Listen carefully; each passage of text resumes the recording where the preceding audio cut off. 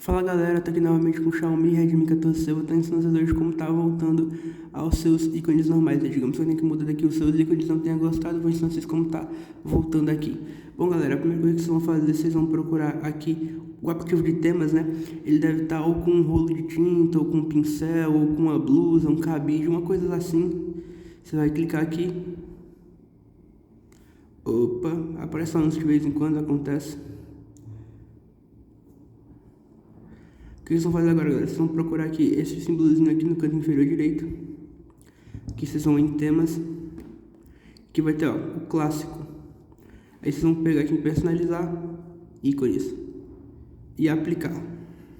Lembrando, deixe marcada apenas a opção de ícones, galera. Aí agora vocês vão ver que vai voltar aqui os ícones ao normal, ó.